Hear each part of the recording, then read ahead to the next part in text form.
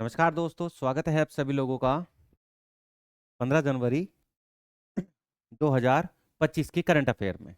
तो आज की करंट अफेयर में हमारे पास में क्या इंपॉर्टेंट होगा वो देखेंगे, हाइलाइट्स देखेंगे और प्लस में इंपॉर्टेंट करंट्स को कवर करेंगे। तो हमारे इस चैनल पे डेली करंट अफेयर्स अपलोड कराई जाती है। तो आप अगर नहीं देखते हैं तो डेली आइए, डेली करंट अफेयर्स को देखिए और डेली अपनी जीएस को मजबूत कीजिए, ठीक है। तो आज की करंट अफेयर्स को हम स्टार्ट करेंगे।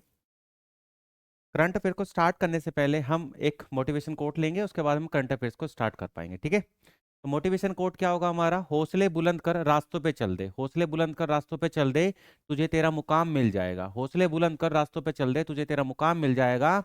बढ़कर अकेला, बढ़कर अकेला, पहल कर देख कर, बढ़कर अकेला पहल कर, देख कर तुझको काफिला भी चल जाएगा, देख कर तुझको काफिला भी चल जाएगा।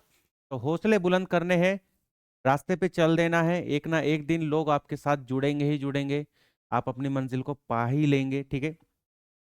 तो स्वागत है आप सभी लोगों का 15 जनवरी 2025 की डेली करंट अफेयर्स में, ठीक है। तो आज के हाईलाइट के रूप में हमारे पास में क्या क्वेश्चन है? तो पहला क्वेश्चन है हमारा, विश्व हिंदी दिवस पर श्रीलंका ने शुरू किया पहला हिंदी सर्टिफिकेट कोर्स, ठीक है। सेकंड, रूस ने विश्व का पहला तैरता हुआ परमाणु ऊर्जा स्टेशन अकादमिक लोमोनोसोव लॉन्च किया।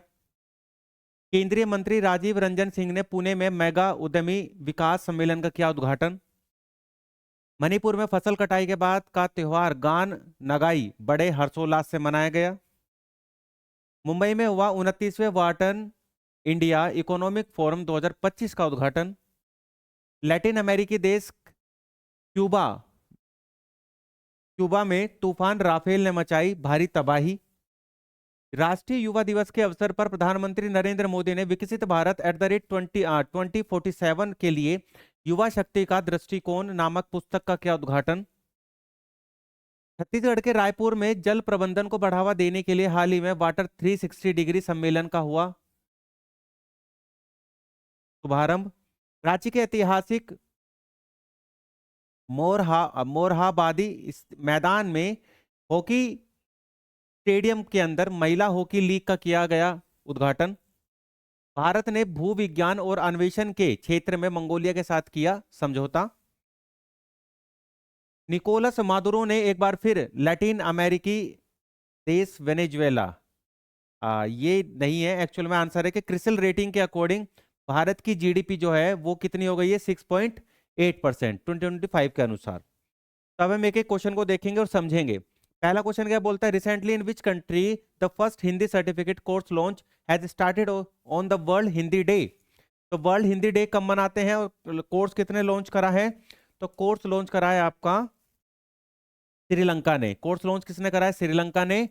और world Hindi day, world Hindi day हम कब सेलिब्रेट करते हैं? तो 9 जनवरी को। और नेशनल हिंदी डे हम कब सेलिब्रेट करते हैं? तो 14 सितंबर को। इतनी इंफॉर्मेशन आपकी क्लियर है यहाँ पर? ठीक है, आपको जान लेते हैं इसके बारे में। तो यहाँ पर जानिए, जैसे इस पहल की शुरुआत 10 जनवरी 2025 को विश्व हिंदी दिवस के अवसर पर करी गई, ठीक है। किस पहल की शुरुआत? किस पहल की शुरुआत? श्रीलंका ने हिंदी सर्टिफिकेट कोर्स को लॉन्च करा है, उस पहल की शुरुआत, ठीक है। इसके बाद में 2006 से जो विश्व हिंदी दिवस है, वर्ल्ड हिंदी डे है, ये कब से मनाया जा रहा है? 2006 से इसको हर साल मनाया जाता है। 2006 में हमारे भूतपूर्व प्रधानमंत्री डॉक्टर मनमोहन सिंह के कार्यकाल में इसको शुरू किया गया था। अभी 10 जनवरी हमने क्यों चुना? तो 10 जनवरी हमने चुना इसलिए क्योंकि 1949 में 10 जनवरी 1949 में संयुक्त राष्ट्र महासभा में पहली बार हिंदी बोले जाने की वर्षगांठ को चिन्हित किया गया था। यानी पहली बार जो है हिंदी बोले जाने को एक्सेप्ट किया गया था संयुक्त राष्ट्र संघ में। तो इसी दिन को हमने 10 जनवरी को विश्व हिंदी दिवस के विकास, उत्थान और उसके एक तरीके से डेवलपमेंट से जुड़ी बातों को ध्यान में रखते हुए हमने 10 जनवरी को विश्व हिंदी दिवस के रूप में चुना। श्रीलंका जिन्हें पाठ्यक्रम लॉन्च करा, इसके पाठ्यक्रम की बात करें तो यह पाठ्यक्रम श्रीलंका मुक्त विश्वविद्यालय द्वारा कोलंबो स्थित भारतीय उच्चायोग की एक सांस्कृतिक शाखा है, सांस्कृतिक शाखा जिसका नाम है स्वामी विवेकानंद सांस्कृतिक केंद्र, ठीक है, उसके सहयोग से ये परियोजना शुरू करी गई है, ये योजना शुरू करी गई है। इंदिरा गांधी सरकार ने 1975 में विश्व में हिंदी भाषा को बढ़ावा देने के लिए 10 जनवरी को नागपुर महाराष्ट्र के अंदर पहला विश्व हिंदी सम्मेलन का आयोजन किया था। तो भारत के अंदर पहला विश्व हिंदी सम्मेलन का आयोजन कहां पर हुआ था? तो आप बताएंगे नागपुर महाराष्ट्र के अंदर। कब? 10 जनवरी 1975 1975 को। 12वां विश्व हिंदी सम्मेलन 2023 कहां पर मनाया गया? तो आप बताएंगे फिजी के अंदर आयोजित किया गया। 12वां विश्व हिंदी सम्मेलन 2023 कहां पर आयोजित हुआ? तो आप बताएंगे फिजी के अंदर आयोजित हुआ। ठीक है। डॉक्टर मनमोहन सिंह सरकार के दौरान 2006 में पहला विश्व हिंदी दिवस मनाया गया था। पहला हिंदी दिवस 14 सितंबर 1953 को मनाया। तो भारत का जो हिंदी दिवस मनाया जाता है किस डेट को मनाते हैं हम? 14 सितंबर को। तो ये 14 सितंबर को जो हिंदी दिवस मनाते हैं, तो भारत में पहली बार हम लोगों ने हिंदी के विकास के लिए हिंदी दिवस कब मनाया? तो आप बताएंगे 1953 में हिंदी दिवस को मनाया। ठीक है। Next question, which of the following countries has made progress in the field of nuclear energy by starting a floating nuclear power plant? ठीक है। तो किस देश ने अपना एक फ्लोटिंग न्यूक्लियर पावर प्लांट जो है उसको लॉन्च करा है? तो बताएंगे आप रशिया। रशिया ने अपना पहला तैरता हुआ न्यूक्लियर पावर प्लांट जो है उसकी शुरुआत कर दी है, उसकी शुरुआत कर दी है। तो फ्लोटिंग न्यूक्लियर पावर प्लांट जो है जिसको NFNP भी कहा जाता है। ठीक है। इससे जुड़ी कुछ इंपॉर्टेंट आपकी न्यूज, जैसे यह एक ऐसा स्थल होता है जिसमें एक या एक से अधिक परमाणु रिएक्टर्स होते हैं जो समुद्र में एक प्लेटफॉर्म पर स्थित होता है। ठीक है, तैरता हुआ। आमतौर पर छोटे मॉड्यूलर रिएक्टर स्वच्छ बिजली, गर्मी और अलवणीकृत पानी उपलब्ध कराने के लिए जहाजों पर स्थापित किए जाते हैं। ठीक है, लवण वाला पानी यानी नमकीन पानी जो होता है।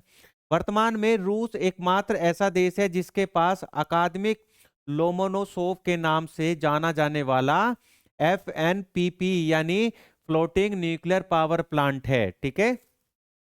तमिलनाडु में कुडनकुलम परमाणु परियोजना जो है, कुडनकुलम परमाणु परियोजना भारत के किस राज्य के अंदर है? तो आप बताएंगे तमिलनाडु के अंदर है।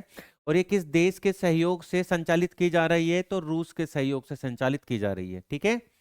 मैं आपको बता दूं कि रूस के अलावा कुछ और भी देश हैं जिनके पास में अपने खुद के FNPP यानी फ्लोटिंग न्यूक्लियर पावर प्लांट्स हैं। ठीक है, या कोशिश कर रहे हैं बनाने की। तो चाइना के पास में है, डेनमार्क के पास में है, डेवलपिंग फेज में है। सारे के सारे डेवलपिंग फेज में अभी बने नहीं है, डेवलपिंग फेज में है। और रूस जो है वो बना चुका है, वो रेडी कर चुका है।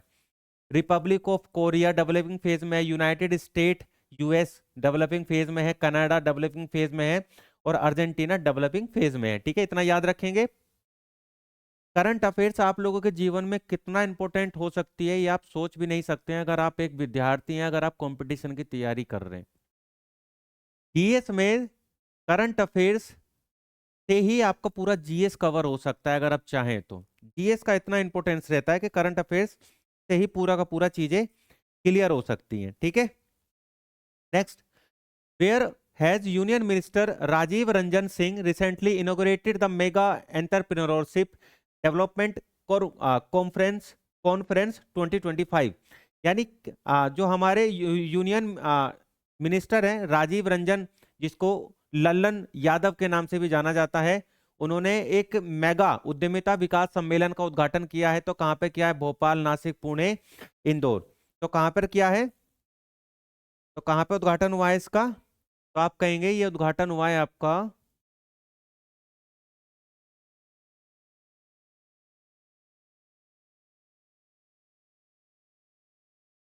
इसका आंसर बताएंगे आप पुणे। ठीक है, आंसर क्या है? महाराष्ट्र के पुणे में इसका उद्घाटन हुआ है। ठीक है। इसके बारे में कुछ जानने लायक बातें, जैसे केंद्रीय मत्स्य पालन, पशुपालन और डेयरी और पंचायती राज मंत्री, क्या नाम है? राजीव रंजन सिंह उर्फ लल्लन सिंह। एग्जाम में क्वेश्चन आता है, लल्लन सिंह के नाम से किस केंद्रीय मंत्री को जानते हैं? तो आप बताएंगे लल्लन सिंह के नाम से राजीव रंजन सिंह को जानते हैं। ठीक है। उर्फ लल्लन सिंह सोमवार को महाराष्ट्र के पुणे में बहुप्रतीक्षित उद्यमिता विकास सम्मेलन का उद्घाटन करा। इस सम्मेलन में 29,110.25 करोड़ रुपए का परिव्यय रखा गया, जिसमें पशुपालन अवसंरचना विकास कोष के लिए पैसा आएगा और 2,300 करोड़ रुपए जो है राष्ट्रीय पशुधन मिशन के लिए अलॉट किया जाएगा। ठीक है, इन योजनाओं का उद्देश्य समावेशी विकास को बढ़ावा देना, ग्रामीण किसानों और लघु उद्योगों को सशक्त बनाना है और पशुधन क्षेत्र में उद्यमिताशीलता को बढ़ावा देना। यानी पशुधन में जो है वो एक तरीके से एंटरप्रेन्योरशिप, बिजनेस माइंड को लेकर यहाँ पर आया जाए। तो इतना याद रखना है आपको। ठीक है, next, recently in which state of India has गान नागाई, गान नागाई फेस्टिवल। तो कहाँ पर हुआ है गान नागाई फेस्टिवल का आयोजन? आप कहेंगे मणिपुर के अंदर। ठीक है, तो ये क्या बात कर रहे हैं इसकी, गान नागाई फेस्टिवल। ठीक है, ये क्या है, ये पोस्ट हार्वेस्टिंग फेस्टिवल। ये क्या है आपका, पोस्ट हार्वेस्टिंग फेस्टिवल। ये आपका पोस्ट हार्वेस्टिंग फेस्टिवल है। ये आपका पोस्ट हार्वेस्टिंग फेस्टिवल है, फसल कटाई से पहले ये त्योहार मनाया जाता है। कुछ त्योहार ऐसे होते हैं जो फसल कटाई के बाद मनाए जाते हैं। फसल कटाई के बाद मनाए जाने वाले त्योहारों में आप जैसे फेमस नाम है पोंगल, पोंगल आ गया, मकर संक्रांति, मकर संक्रांति, फिर आपका लोहरी, लोहरी आ जाएगा। ठीक है, गुड़ी पाड़वा, गुड़ी पाड़वा, गुड़ी पाड़वा। ये कुछ ऐसे त्योहार हैं आपके जो कि फसल कटाई के त्योहारों में नाम आता है। ठीक है, उन्हीं नामों में आपका एक नाम और जुड़ जाता है, गान नागाई फेस्टिवल। तो गान नागाई आप सोचेंगे नागाई, नागालैंड आप लगा देंगे, तो एक्चुअल में आंसर क्या हो जाएगा आपका, मणिपुर। आंसर क्या हो जाएगा इसके अंदर, मणिपुर हो जाएगा। पर ऐसा नहीं है कि ये गान नागाई सिर्फ मणिपुर में ही मनाया जाता है। गान नागाई मणिपुर के अलावा अगर आप देखेंगे तो असम में और नागालैंड के अंदर भी मनाया जाता है। यानी गान नागाई असम, मणिपुर और नागालैंड तीनों ही राज्यों के अंदर मनाए जाने वाला फेस्टिवल है। और अभी जो पोस्ट हार्वेस्टिंग फेस्टिवल के रूप में मनाया गया है वो मनाया गया है मणिपुर के अंदर। ठीक है, असम नागालैंड में आफ्टर हार्वेस्टिंग। ठीक है, यहाँ हार्वेस्ट से पहले की बात हो रही है। तो what is done during this festival? तो इस फेस्टिवल के अंदर लोग करते क्या हैं? तो पीपल वर्शिप टिंकाओ रांगवांग। ठीक है, तो किसकी पूजा करते हैं, टिंकाओ रांगवांग। ठीक है, यानी एक तरीके से अपनी फसल की पूजा करी जाती है। ठीक है, जो एक तरीके से इनके सुप्रीम गॉड है, nature God. People perform traditional dance, यहाँ पर लोग क्या करते हैं, डांस का परफॉर्मेंस देते हैं। ठीक है, गाना गाते हैं, song. People play traditional music instruments. ठीक है, ट्रेडिशनल म्यूजिक इंस्ट्रूमेंट से यहाँ पर सॉन्ग को प्ले किया जाता है। इसके बाद में वो ट्रेडिशनल म्यूजिक में ड्रम का भी यूज होता है। People burn bamboo torch. तो यहाँ पर क्या करते हैं, जो बैम्बू होते हैं ना, उस बैम्बू के ऊपर कपड़ा घास फूस लगाकर उसको जलाया जाता है, उसको बैम्बू टॉर्च के रूप में यूज किया जाता है इस फेस्टिवल के अंदर। People offer rice beer. ठीक है, तो यहाँ पर राइस बाउल लोगों को पका के लोगों को ऑफर किया जाता है इसमें। ठीक है, और भगवान को चढ़ाया जाता है। People beautify Graves. तो क्या करते हैं, जो यहाँ के लोग हैं वो अपने नए नए कपड़े पहनते हैं। ठीक है, और फसलों को जो चढ़ावा चढ़ाते हैं। People perform rituals to honour departed soul. तो ये जो फेस्टिवल है ये उनके रिचुअल्स, जो उनके एक तरीके से आप कह सकते हैं, रिचुअल्स का मतलब होता है कि हमारे कुछ नियम, हमारे रीति रिवाज, रीति रिवाजों के अनुसार जो है ये इनकी आत्मा से जुड़ा हुआ त्योहार है। ठीक है, तो गान नगाई आप याद रखेंगे, गान नगाई फेस्टिवल।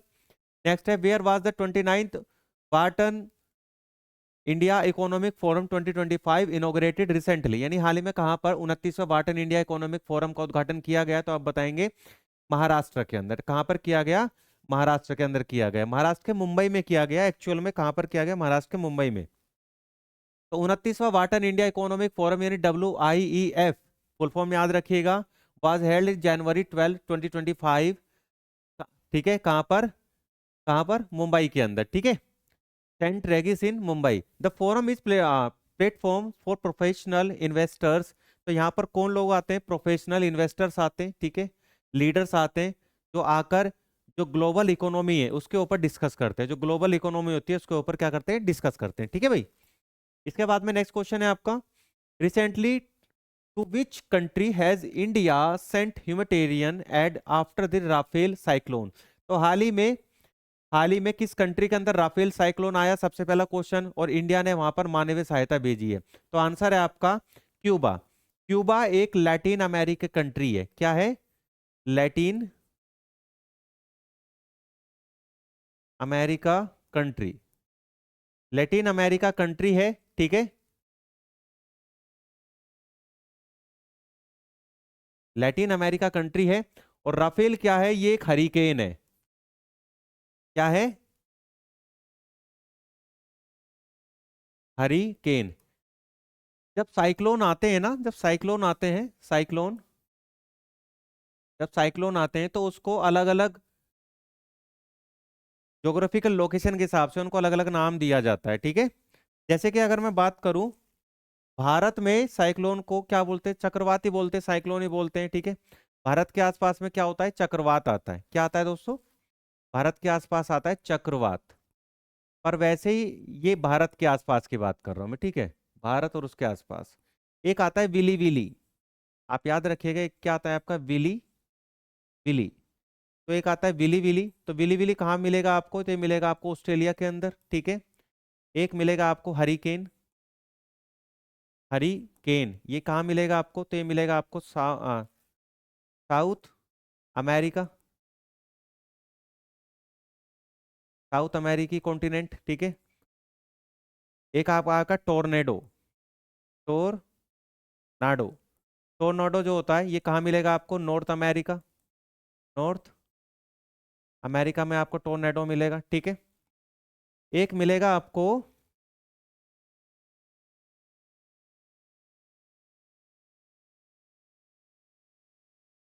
चाइना के पास में, चाइना, चाइना और जापान, चाइना और जापान। यहाँ जो मिलेगा मिलेगा आपको टाइफून। क्या मिलेगा? टाइफून, ठीक है। तो ये कुछ चक्रवातों के नाम होते हैं जो कि अलग अलग हिस्से में आते हैं। अभी हाल फिलहाल में जो राफेल साइक्लोन आया है, जो कि एक हरिकेन है, कहाँ पर आया है?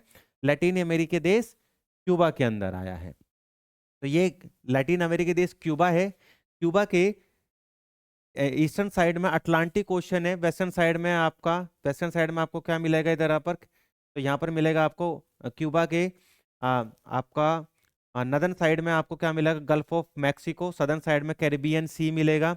और इधर आपको क्या मिलेगा? ओशन कौन सा मिलेगा? पैसिफिक ओशन, ठीक है। तो हैती, जमैका, ये मैक्सिको, ये क्या है? क्यूबा के नेबर कंट्रीज में आ जाती है, ठीक है। क्या आ जाते हैं? क्यूबा की नेबर कंट्रीज में आ जाती है। तो Cuba is located in the northern Caribbean sea. Cuba कहाँ पर लोकेटेड है? नदर्न कैरिबियन सी में लोकेटेड है, गल्फ ऑफ मैक्सिको और अटलांटिक ओशन के बीच में, ठीक है। क्यूबा की बात करें तो Cuba largest, ninth largest producer of निकल। तो भारत में नोवा सबसे बड़ा निकल उत्पादन के मामले में देश कौन सा है दुनिया का? तो आप बताएंगे क्यूबा है, ठीक है। क्यूबा है। क्यूबा नोवा सबसे बड़ा उत्पादन है। और क्यूबा की कैपिटल की अगर बात करूं मैं आपसे, क्यूबा की कैपिटल, तो आप बताएंगे सर क्यूबा की कैपिटल है हवाना। क्यूबा की कैपिटल हवाना। एग्जाम में अगर क्वेश्चन, एग्जाम में अगर न्यूज में अगर क्यूबा आया है तो इसकी कैपिटल वगैरह पूछ ली जा सकती है, ठीक है। तो निकिल उत्पादन में, निकिल प्रोडक्शन में,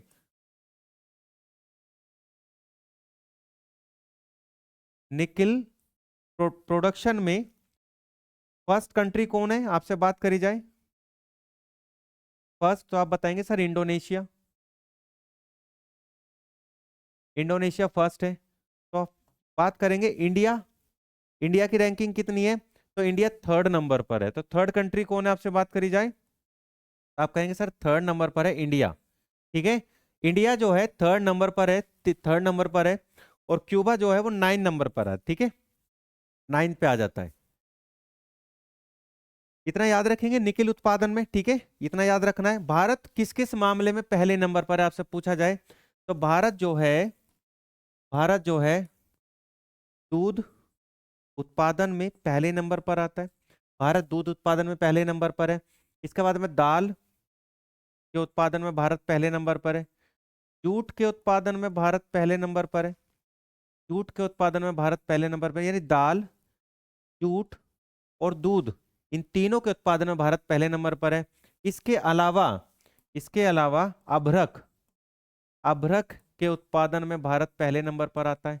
अभ्रक के उत्पादन में भारत पहले नंबर पर आता है, याद रखेंगे। Next question, on the occasion of National Youth Day, who has inaugurated the book titled Youth Power Vision for Developed India at the rate 2047। तो एक बुक लॉन्च करी है जिसका नाम है youth power vision for develop India 2047।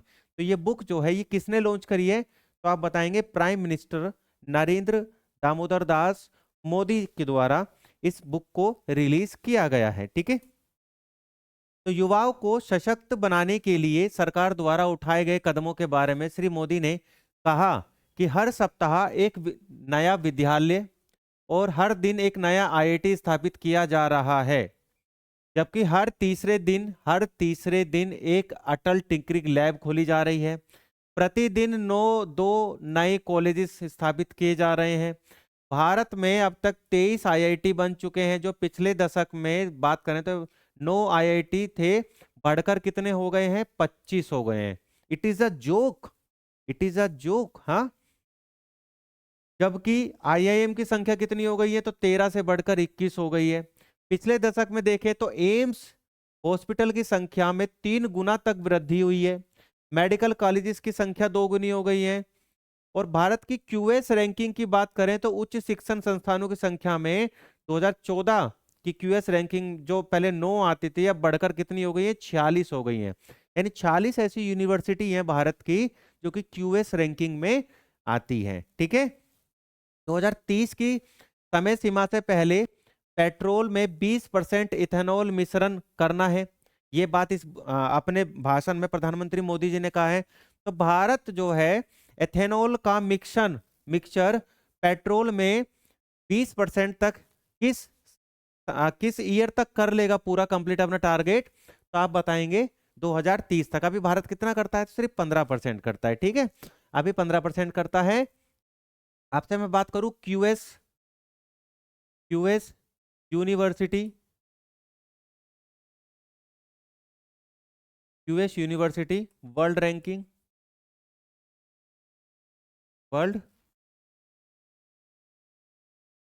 Ranking की अगर मैं बात करूं आपसे, क्यूएस यूनिवर्सिटी वर्ल्ड रैंकिंग की अगर बात करूं तो इसमें कितने देशों को काउंट किया जाता है, तो इसमें 18 कंट्री हैं, 18 देश हैं।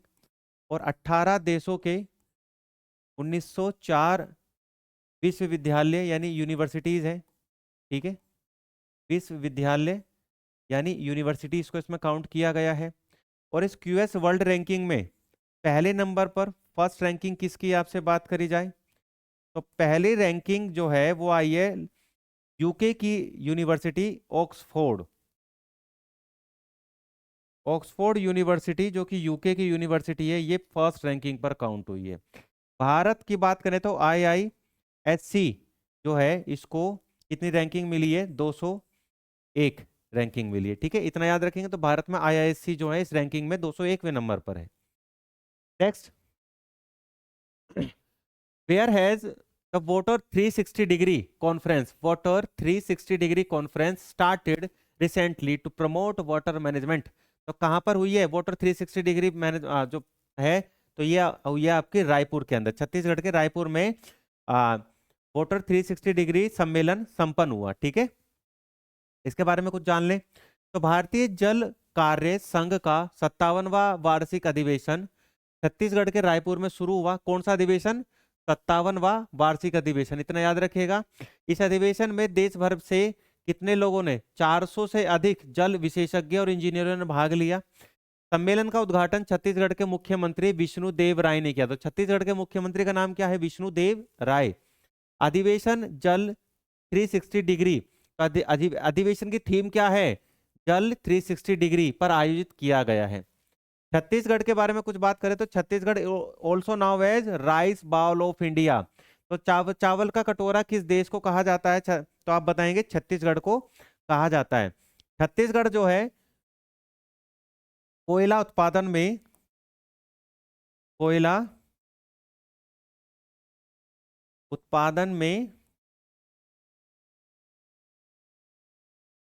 फर्स्ट रैंक पर है। ठीक है, भारत में कोयला उत्पादन में कौन सा राज्य आता है, तो छत्तीसगढ़ आता है। Chhattisgarh leading producer of minerals such as coal, iron and dolomite. ठीक है, कोल, आयरन, डोलोमाइट के प्रोडक्शन में, उत्पादन में कौन सा राज्य अग्रणी है? तो आप बताएंगे छत्तीसगढ़ अग्रणी है। कोयले के बारे में अगर बात करें,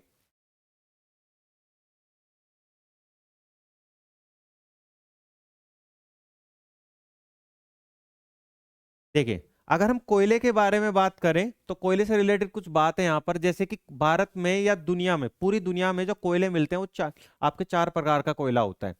एंथ्रेसाइट कोयला, बिटुमिनस कोयला, सब बिटुमिनस कोयला और लिग्नाइट कोयला। ठीक है, भारत में किस टाइप का कोयला मिलता है?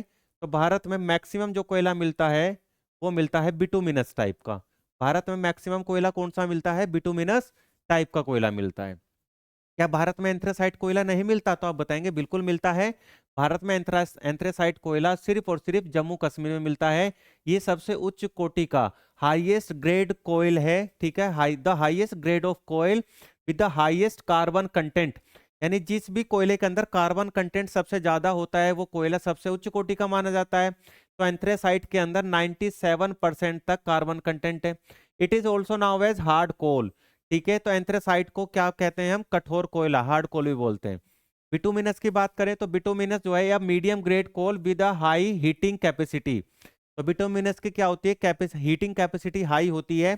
तो इलेक्ट्रिसिटी प्रोडक्शन में, बिजली उत्पादन में बिटुमिनस का यूज किया जाता है। ठीक है, it is also known as black कोल।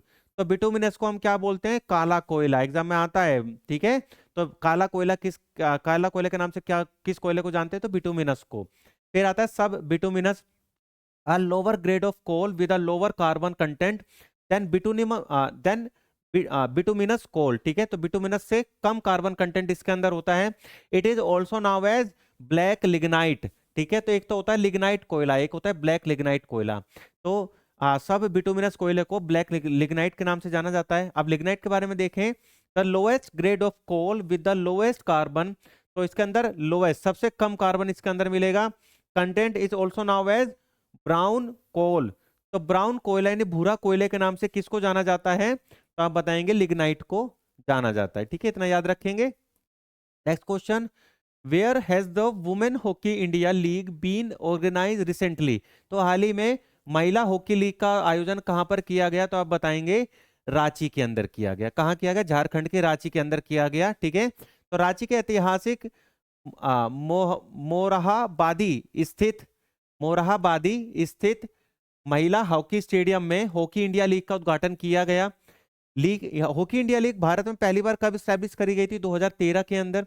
राष्ट्रीय महिला हॉकी लीग 2024-2025 में कितनी टीमें भाग ले रही हैं? तो आप बताएंगे सर 8 टीमें भाग ले रही हैं। विश्व हॉकी रैंकिंग की अगर बात करें तो विश्व हॉकी रैंकिंग में मैन हॉकी टीम किस नंबर पर है? तो 5वें नंबर पर। वुमेन हॉकी टीम किस नंबर पर है? तो 9वें नंबर पर है। ठीक है, इतना याद रखेंगे। Very good. Next, recently will sign an agreement with Mongolia in the field of geology and exploration।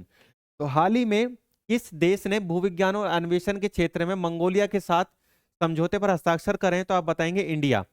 India ने हस्ताक्षर करे हैं भूविज्ञान अन्वेषण पर, जियोलॉजी पर। तो भारत और मंगोलिया खनन विज्ञान और अन्वेषण के क्षेत्र में समझौता ज्ञापन यानी एमओयू पर हस्ताक्षर करा है। समझौते के पीछे की वजह मैं आपको बता दूं, तो भारत को तांबा और कोकीन के कोयले की ज्यादा जरूरत होती है। ठीक है, कुकिंग कोयले की ज्यादा जरूरत होती है। इन दोनों कोयले की जरूरत विद्युत उत्पादन, निर्माण और इस्पात उद्योगों में की जाती है। ठीक है, इन कोयलों की मांग बढ़ने के कारण आयात पर निर्भरता और ज्यादा बढ़ती जा रही है भारत के अंदर। कोयला उत्पादन में भारत जो है दुनिया में दूसरा सबसे बड़ा कोयला उत्पादक देश है। ठीक है, भारत में कोयला का उत्पादन करने वाले प्रमुख राज्य झारखंड सबसे ज्यादा, फिर छत्तीसगढ़, फिर उड़ीसा, फिर छत्तीसगढ़ और फिर पश्चिम बंगाल है। भारत में कोयले के उत्पादन में कोल इंडिया लिमिटेड प्रथम कंपनी है, एक महारत्न कंपनी है ये, जिसका 82% शेयर आता है। भागीदारी जो है कोयला उत्पादन में कितनी है? 82%। बाकी ये वाला जो है कोयला वाला सीन मैंने आपको पहले ही समझा दिया है, तो इसको अब हम नहीं समझेंगे। अगले क्वेश्चन में जाते हैं। According to CRISIL intelligence report, India GDP growth rate in financial year 2025 estimated to, यानी रिसिल इंटेलिजेंस की रिपोर्ट के अनुसार भारत की जीडीपी कितनी रहने वाली है? तो आप बताएंगे 6.7% रहने वाली है 2025 के अंदर। तो क्रिसिल रेटिंग ने कहा है कि चालू वित्त वर्ष में 7.6 6% की वृद्धि के बाद देश की वास्तविक सकैलू घरेलू उत्पादन जीडीपी की वृद्धि वित्त वर्ष 2025 में घटकर 6.8% रहने का अनुमान है। भारतीय अर्थव्यवस्था 2024 में 6.8% की दर से बढ़ेगी, 2025 में 6.6% की दर से बढ़ेगी और 2026 में 6.8% की दर से बढ़ेगी। ठीक है, तो ये थे आपके आज के करंट अफेयर्स के क्वेश्चन, 15 जनवरी 2025 के करंट अफेयर्स। ठीक है, तो करंट अफेयर का सेगमेंट आपको कैसे लगा? अगर आपको ये वीडियोस अच्छी लग रही है तो आपको सिर्फ मेरी इतनी मदद करनी है कि इस वीडियो को आप ज़्यादा से ज़्यादा शेयर करेंगे लोगों तक, ताकि लोग जो है करंट अफेयर्स सेगमेंट को कंप्लीट कर सके। अभी के लिए विदा चाहता हूँ। धन्यवाद।